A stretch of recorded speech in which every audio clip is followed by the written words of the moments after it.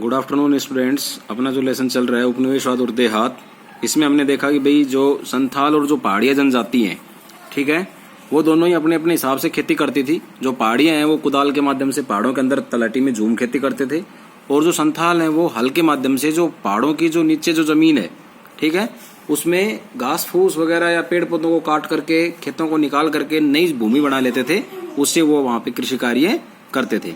अब क्या हुआ कि जब इन्होंने जो कंपनी के अधिकारी थे, ठीक है, इन्होंने जब वहां पे अपना वो सिस्टम चला दिया, फूट डालो और राज्य करो, यानी उन्होंने जो मजदूर जो जमींदार थे और जो जोतदार थे उनको वो भूमियां इनकी देनी शुरू कर दी, इन पे ज्यादा इनका टैक्स लगा दिया था। इससे क्या हुआ, नाराज होकर जो संथाल थे इन्होंने विद्रोह कर दिया था। और जो विद्रोह जब इनका हुआ था ये जबरदस्त एक आक्रोश में फैला, और इसके कुछ कारण थे इसके विद्रोह के, ये हमने पढ़ लिए थे। भाई बंगाल के अंदर इन्होंने जो भूराजस्व जो इनकी प्रणाली थी, ठीक है, उसी के हिसाब से इन कंपनी के अधिकारियों ने जमींदार और साहूकारों के हाथों में सारी जमीन देने लग गए।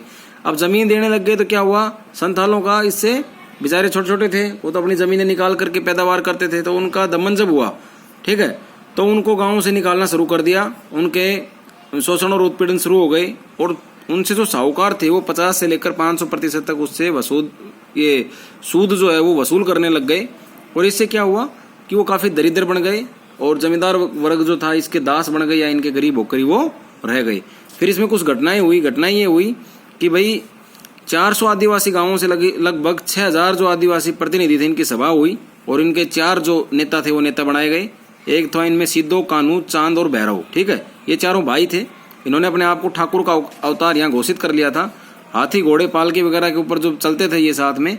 और इन्होंने क्या किया, जो महाजन और जो जमींदार लोग थे इनके घरों में जबरदस्त लूटपाट करी थी, उनका सब कुछ इन्होंने जो मतलब जो जीवन भर की जो संपत्ति थी वो उनको उजाड़ दी थी, उनके घरों को जला दिया था, और उनका जो सारा सामान था वो लूट करके ले गए थे।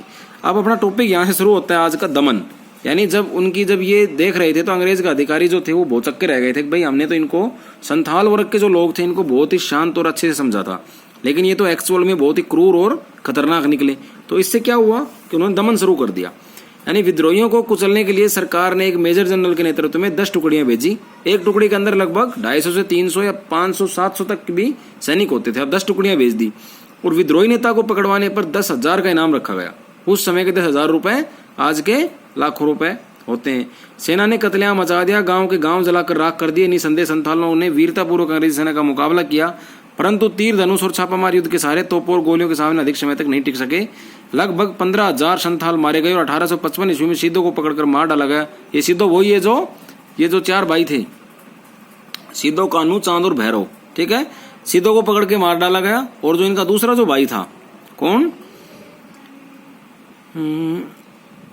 सिद्धो, कानू को भी पकड़ लिया इन्होंने। यानी जो कानू था 1856 ईस्वी में, उसको भी इन्होंने पकड़ करके जेल में डाल दिया। इन्होंने क्या किया, जो सेना के जो अधिकारी थे, ठीक है, अंग्रेजों के, उनके पास क्या थी, तोप, बंदूक, हथियार, राइफल, लेकिन इनके पास क्या थे, बेचारों के पास, जो संथाल जो वर्ग था, जो जनजाति संथाल, उनके पास तो तीर कमान थे। अब तीर कमान की रेंज कितनी होती है, 10 फीट, 20 फीट, 50 फीट, लेकिन इनके पास तो तोप थी, बंदूकें थी। यानी ये 500, 700 मीटर दूर से भी ये आराम से फायरिंग करके इनको मार रहे थे। इस विद्रोह में संथालों के प्रति कंपनी अधिकारियों का दृष्टिकोण बदल गया, ठीक है। कंपनी के जो अधिकारी इनके प्रति जो विचार रखते थे वो इनका चेंज हो गया। कैसे हुआ, पहले वे उन्हें शांत प्रवृत्ति के समझते थे, लेकिन अब बर्बर व नरसंस समझने लगे। देखिए, शांत प्रवृत्ति के तो थे ही, ये जो संथाल वर्ग के लोग थे ये एक्चुअल में शांत प्रवृत्ति के ही थे, लेकिन क्रिया की प्रतिक्रिया होती है। इन्होंने क्या किया कि जो अंग्रेजों का मूल मंत्र था, फूट डालो, राज करो, डिवाइड एंड रूल, इसमें क्या था कि इन्होंने पहाड़िया जनजाति को और संथाल जनजाति को दोनों को आपस में लड़ा दिया। अब ये तो दूर खड़े होकर तमाशा देख रहे थे, लेकिन जब उनको समझ में आ गया कि भाई हम इनसे नहीं लूटेंगे, तो उन्होंने क्या हुआ, अंदर एक विद्रोह पैदा हो गया। और विद्रोह पैदा हो गया तो इन्होंने इतना खतरनाक विद्रोह किया कि जो अंग्रेजों के अधिकारी थे वो डर गए थे इनसे। तो इनका दृष्टिकोण भी स्वाभाविक बात थी कि भाई उनके प्रति बदलना था। पहले वे शांत प्रवृत्ति के समझते थे, बर्बर व नरसंस समझने लगे। उन्होंने संथालों के क्षेत्र में विनय में रहित घोषित करके काफी समय तक उत्पीड़ित रहे। छानबीन करके संदिग्ध व्यक्तियों को पकड़कर बंदी बनाया। संदिग्ध का मतलब होता है जिसपे शक किया जाए, ठीक है। वो छानबीन कर रहे थे, कौन, कंपनी के अधिकारी, भाई किन्होंने इतनी मारकाट मचाई है। उन्हें सजाएं दी गई और उन्हें गाँव के आग लगा दी गई। उल्लेखनीय है कि संथाल बंधकों को जंजीरों में बांधकर ले जाते हुए युद्ध तथा जलते हुए गांव के चित्रों को ब्रिटेन में समाचार पत्र पत्रिकाओं में प्रकाशित किया। अब ये इन्होंने क्यों प्रकाशित किया होगा, ये प्रकाशित उन्होंने इसलिए किया कि भाई अपने ही वहां पर सेखी बगाड़ने के लिए, सेखी बगाड़ने का मतलब होता है अपनी प्रशंसा करने के लिए। वहां के जो कंपनी है, वहां के जो अन्य व्यापारी हैं, अगर मान लो उनको ये दिखा दें कि भाई संथाल वर्ग के जो लोग हैं इन्होंने बहुत जोर शोर से मारकाट मचा दी है, जोर शोर से ही हमारे को इस तरह से लूट रहे हैं, इन्होंने, ये तो खतरनाक लोग हैं, तो वो क्या है कि व्यापार करने आने के लिए डरेंगे। तो इसलिए जो अंग्रेज जो अधिकारी थे उन्होंने इनको बंदी बनाया, वो दिखाया, इनको मार रहे हैं वो दिखा रहे हैं, इनके गांव जला रहे हैं वो दिखा रहे हैं। तो ये इसलिए इनका दिखाने का मेन मकसद यही था कि उन्हें देखकर लगता है कि विशेष राजनीतिक उद्देश्य से प्रकाशित किया गया होगा, सही है। वे ब्रिटिश हुकूमत के साथ भारत में अजय होने का राजनीतिक संदेश देते थे। वो एक ये सोचते थे कि भाई हम तो ब्रिटिश हुकूमत में, भारत हमारा कुछ भी नहीं बिगाड़ सकता, हम तो अजय हैं, ठीक है। कौन सोचते थे? अंग्रेज। ब्रिटेन के साधारण नागरिकों को आश्वस्त करने का प्रयास किया गया था ब्रिटिश सत्ता भारत में पर्याप्त शक्तिशाली है, उसकी औपनिवेशिक व्यवस्था को कोई खतरा नहीं है, किसी भी विद्रोह को कुचलने में सक्षम है। यानी वही बात है कि ये दिखाना चाह रहे थे कि भाई जो हम यहाँ पे अपना औपनिवेशिक व्यवस्था बना रखे उसको कोई खतरा नहीं है, कोई भी आदमी आके कोई भी कंपनी दूसरी कंपनी में कराना चाहिए व्यापार करे तो आराम से कर सकती है। अब है संथाल परगना। संथाल परगना क्या होता है? संथाल विद्रोह को दबाने के लिए अलग से संथाल परगना बनाया गया। परगना का मतलब यही है, अपन तो जैसे गांव बोलते थे ना, हाँ तू भाई सारा परगना में घूमा, वैसे एक कहावत है ना परगना। तो वो क्या है कि इन संथालों के लिए एक अलग से गांव या एक बड़ा एक ऐसा मतलब जगह इन्होंने बसाने का प्रयास किया था। क्यों प्रयास किया था? ताकि भी उन संथालों का आक्रोश कम हो सके। इस परगने में भागलपुर और वीरभूम जिलों का 5500 वर्ग मील शामिल किया। 5500 वर्ग मील एरिया बहुत बड़ा होता है। और संथाल परगना में कुछ विशेष कानून लागू किए। भाई इनको कुछ कानून भी दे दिए, जैसे कि यूरोपीय मिशनरियों के अतिरिक्त भारी लोगों के प्रवेश पर रोक लगा दी गई।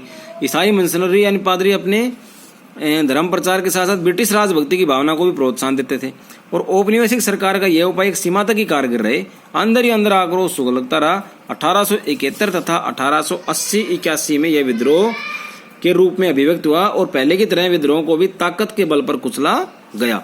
यानी जो पहले जो इन्होंने क्या था कि संथाल जो उन्हीं के तो वंशज थे, जो 10,000 ज्यादा लोग मार दिए थे। और जो ये 4 भाई थे, 4 भाई कौन कौन थे? सिद्धो, कानू, चांद और भैरव, ठीक है, जिन्होंने अपने आप भगवान ठाकुर का अवतार घोषित कर लिया था संथालों ने। उन 4 भाइयों को समेत जब इन्होंने लगभग 10,000 लोगों को जब इन्होंने मार दिया था, तो उससे क्या हुआ, जो उनके जो वंशज लोग थे ये, जिनको अलग से परगना बसाने की कोशिश की गई थी, किनके द्वारा? अंग्रेजों के द्वारा। तो उसमें क्या हुआ कि वो नाराज हो गए इन चीजों से और उनका अंदर अंदर एक आक्रोश था। आक्रोश ने क्या चिंगारी ले ली, लास्ट में इन्होंने भी एक जबरदस्त विद्रोह किया। और इस विद्रोह को अंग्रेजों ने, जैसे आदत पड़ी हुई थी कि तोप बंदूकों से चला करके उनको कुचलने का, और इन्होंने इसके विद्रोह को भी दबा दिया। अब है बुकानन वृत्तांत और औपनिवेशिक विचारधारा। ये बुकानन है, हमने पिछला लेसन पढ़ा था मुगल शासक, ठीक है, दरबार इतिवृत्त। तो मुगल शासक वाले लेसन में भी जितने भी मुगल शासक थे उन सभी ने अपने इतिवृत्त लिखवाए थे। इतिवृत्त का मतलब होता है अपने बारे में जीवनी लिखवाना, ठीक है। तो जो बुकानन था, जो अंग्रेज जो अधिकारी थे, जो भारत में इन्होंने अपनी औपनिवेशिक सत्ता चला रहे थे, तो इन्होंने क्या समझा कि भाई एक ऐसे विद्वान लोगों को अपने साथ रखते थे जो कि वहां एक इतिहास का मतलब पुरानी जो बातें हैं सब चीजें उसमें रजिस्टर्ड कर सकें, लिख सकें। अब इसके बारे में अपन थोड़ा जानते हैं। पहाड़िया और संथाल का जो विवरण हमने ऊपर पढ़ा है उसकी जानकारी एक महत्वपूर्ण स्रोत बुकानन की डायरी वृत्तांत को माना जाता है, परंतु यह वृत्तांत निष्पक्ष भाव से लिखा गया जैसे कोई अज्ञात भूदृश्यों की खोज करने वाला प्रकृति प्रेमी लिखता है। इसके लिए जानना जरूरी होगा कि बुकानन कौन था और उसने किन उद्देश्यों के साथ राजमहल की पहाड़ियों की यात्रा की, औपनिवेशिक विचारधारा से उसकी यात्रा कैसे जुड़ी। अब इसमें हम जानेंगे भाई इसने राजमहल की पहाड़ियों में ये जब देखने गया था भाई पहाड़िया लोग या फिर संथाल लोग कैसे रहते हैं, तो इसने यात्रा ही क्यों की थी, उसके बारे में जानेंगे सबसे पहले। तो बुकानन का परिचय। बुकानन का परिचय क्या था? बुकानन का पूरा नाम फ्रांसिस बुकानन था। यह एक चिकित्सक था। इसने 1794 से 1815 तक एक चिकित्सक के रूप में बंगाल में कंपनी सरकार में नौकरी की। कंपनी सरकार किनकी थी? ये अंग्रेजों की, ठीक है। कुछ वर्ष वह लॉर्ड वेल्जली गवर्नर जनरल थे का शैल चिकित्सक। शैल चिकित्सक का मतलब क्या होता है? ऑपरेशन वगैरह करते हैं, चीर फाड़ करते हैं जो, ठीक है, वो शैल चिकित्सक कहलाते हैं। 1815 में बीमार पड़ने पर वापस इंग्लैंड चला गया और मां की मृत्यु पर उसकी संपत्ति का उत्तराधिकारी बना। उसके वंश का नाम हैमिल्टन को अपना लिया। भाई इनकी माँ का जो वंश था उसका क्या था? वंश का नाम हैमिल्टन। ये इन्होंने ये फ्रांसिस बुकानन ने ये अपना लिया था, इसलिए उन्हें बुकानन हैमिल्टन के नाम से भी पुकारा गया।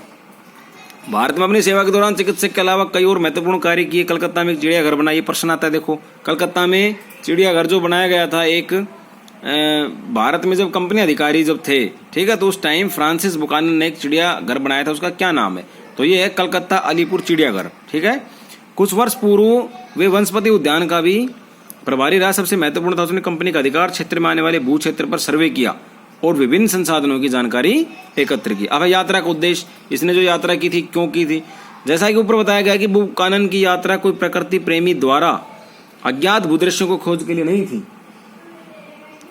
यह कंपनी के आदेश से विशेष उद्देश्यों की यात्रा करता है और वास्तव में कंपनी की सत्ता जब बंगाल में सुस्थापित हो चुकी थी तो उन विविध संसाधनों के बारे में गहन जानकारी की जरूरत पड़ी और इसके बिना अधिकतम स्तर तक संसाधनों के दोहन का उसका उपनिवेश उद्देश्यपूर्ण नहीं हो सकता था।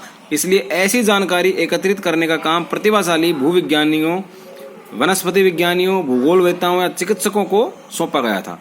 उन्हें यह आदेश होता था कि उन्हें अपनी यात्रा में क्या देखना और खोजना है, अर्थात किन तथ्यों की जानकारी जुटानी है। यानी ये जो इसका मेन जो उद्देश्य ये था कि भाई यहाँ पर किस प्रकार के प्राकृतिक संसाधन है, किस प्रकार से उनको दोहन करना है, कैसे हमें बाहर के लोगों को यहाँ बुलाना है। और इसके साथ जो दल था उसमें काफी सारे भूवैज्ञानिक, वनस्पति वैज्ञानिक, भूगोलवेत्ता, चिकित्सक, बहुत सारे ऐसे लोग वहां पे होते थे।